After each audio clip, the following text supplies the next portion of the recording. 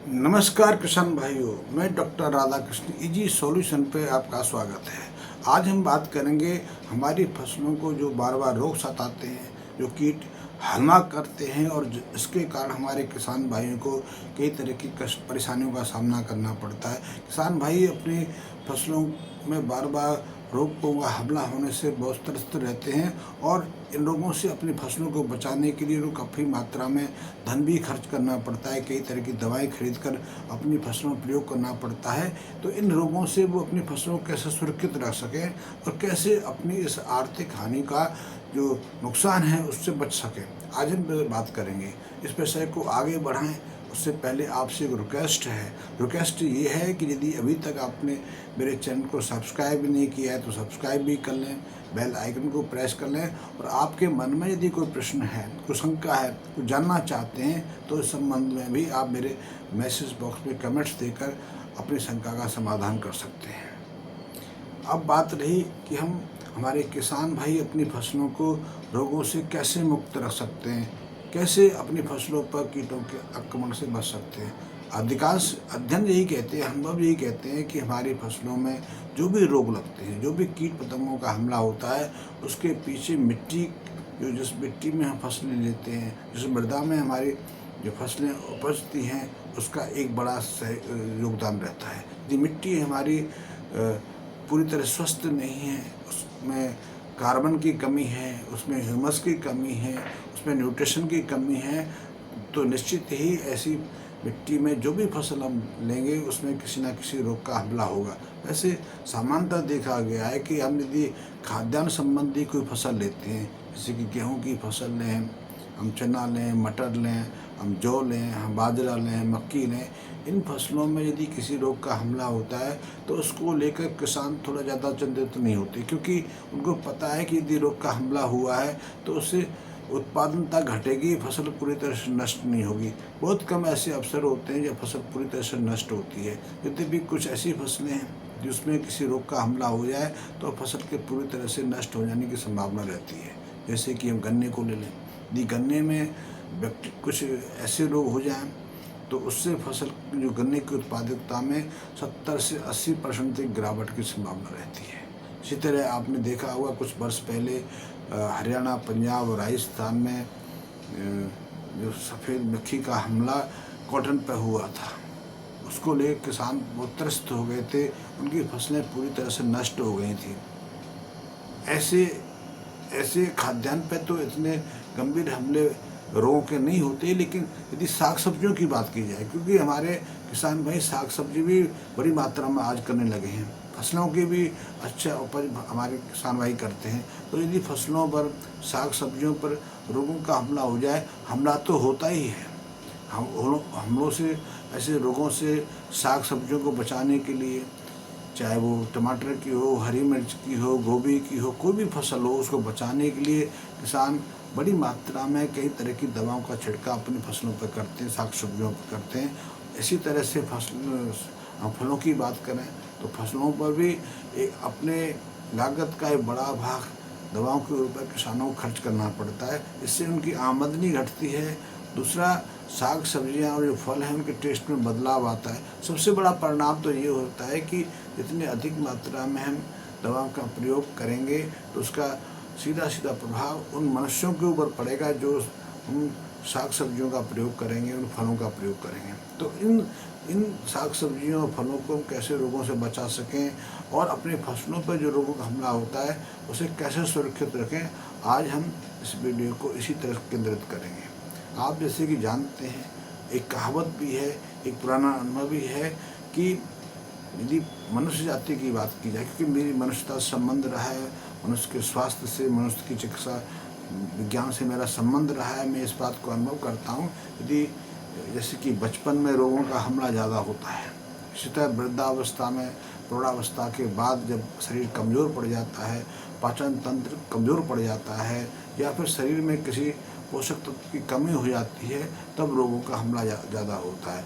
युवावस्था में जब शरीर में रोग प्रतिरोधक शक्ति अपने चरम शिखर पर होती है तो अधिकांश रोगों से पूरी तरह सुरक्षा मिल जाती है। उस अवधि में रोग सुरक्षित शरीर रहता है। ठीक यही बात हमारी वनस्पति के ऊपर, हमारी फसलों के ऊपर पर भी लागू होती है। एक अनुभव ऐसा पता लगा है, अध्ययनों से ऐसा पता लगा है कि हमारे खेत की मिट्टी पूरी तरह से स्वस्थ है, उसमें पर्याप्त ऑर्गेनिक कार्बन है, उसका ह्यूमस स्तर पर्याप्त है। ह्यूमस स्तर का अर्थ है कि यदि हमारे खेत की मिट्टी में 2% के आसपास ह्यूमस है और ऑर्गेनिक कार्बन का स्तर 1% के आसपास है, तो ऐसी मिट्टी में बहुत सारे रोगों का हमला नहीं होता, रोग प्रतिरोधक क्षमता बनी रहती है। लेकिन क्योंकि हमारी मिट्टी में ऑर्गेनिक कार्बन का स्तर बहुत गिर गया है, कई क्षेत्र तो हमारे देश में ऐसे हैं जहाँ 0.2 और 0.3% के आसपास ऑर्गेनिक कार्बन अब बचा है। इसी तरह यदि ह्यूमस की बात करें तो अधिकांश खेत की मिट्टियों में 0.56% के आसपास ह्यूमस बचा है। तो ऐसे में कई तरह के रोगों का हमला बना ही रहता है। अध्ययन ये भी कहते हैं कि फसलों में, साग सब्जियों में या फलों में जो रोग लगते हैं उनमें से 70% रोग सॉइल बॉर्न होते हैं, मिट्टी से आते हैं। उनमें चाहे वो फंगस जनित रोग हों, चाहे बैक्टीरिया जनित रोग हों या वायरस जनित रोग हैं। ऐसे में यदि हम अपने खेत की मिट्टी को स्वस्थ कर रखें, उसका ऑर्गेनिक कार्बन बढ़ा लें, उसका ह्यूमस स्तर अच्छा कर लें, साथ ही हम मिट्टी के जो पोषक तत्व हैं उनको सामान्य स्तर पर बनाए रखें, तो निश्चित ही हमने अपने फसलों को, अपने साग सब्जियों को हम ऐसे रोगों से सुरक्षित रख सकते हैं। तो इसके लिए हमें करना क्या है? अध्ययन कहते हैं कि जब तक हमारी मिट्टी में पर्याप्त ऑर्गेनिक कार्बन रहता था, पर्याप्त ऑर्गेनिक कार्बन का अर्थ है कि हम मिट्टी में या तो फसल अवशेष को सड़ाने गलाने का कार्य करते हैं या हम पर्याप्त मात्रा में गोबर की खाद का सदुपयोग करते हैं, तो हमारी मिट्टी में जो ऑर्गेनिक कार्बन का स्तर समान बना रहता है। लेकिन पिछले 20-25 सालों में हमने एक नया नियम निकाल लिया, नई एक धारा को पकड़ लिया है। धारा ये है कि हमने एक तरफ तो रासायनिक खादों का सदुपयोग बढ़ा दिया है, रासायनिक खादों का अपनी फसलों में 2 से ढाई गुना ज़्यादा प्रयोग करना शुरू कर दिया है। दूसरी तरफ फसल अवशेषों को अब हमने खेतों में गलने सड़ने से रोक दिया है। इसी तरह अधिकांश किसान अपने अपने खेतों में अब जो गोबर की गली सड़ी खाद है उसका प्रयोग नहीं करते, इसलिए ऑर्गेनिक कार्बन का स्तर गिर गया है। यहाँ तक कुछ किसान तो ऐसे हैं जो फसल लेने के बाद अपनी खेतों में फसल अवशेष बच जाते हैं, उनको आग लगा देते हैं। इससे कई चीज़ें घटित होती हैं। पहली चीज़ तो मिट्टी को ऑर्गेनिक कार्बन नहीं मिलता है। मिट्टी जब हम बार बार रासायनिक खादों का प्रयोग अपने खेतों में करते हैं तो उससे एक चीज़ और होती है कि रासायनिक खाद के रूप में चाहे हम यूरिया का प्रयोग करें, DAP का करें, MOP का करें, उससे मिट्टी की ऊपरी परत है उसका pH स्तर बदलना शुरू हो जाता है, मिट्टी में कठोरता आने शुरू हो जाती है। मिट्टी के अंदर जो ऑक्सीजन थी वो अब गहराई में प्रवेश नहीं कर पाती, और मिट्टी में जब ऑक्सीजन का आवागमन रुकता है तब ही रोगों के बढ़ने की संभावना बढ़ जाती है।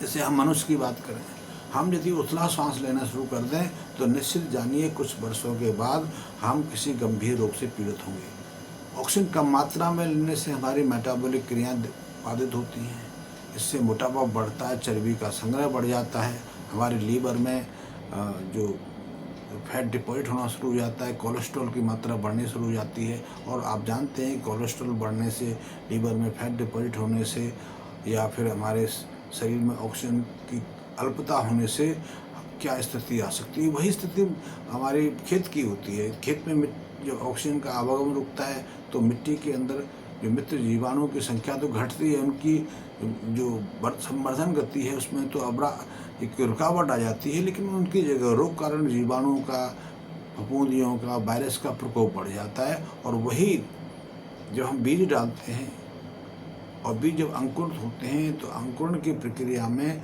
वो फंगस, वो चाहे वो फफूंद हों, वायरस हों, बैक्टीरिया हों, हमारे अंकुरित जो पौधे हैं उनमें प्रवेश कर जाते हैं और उसमें स्थायी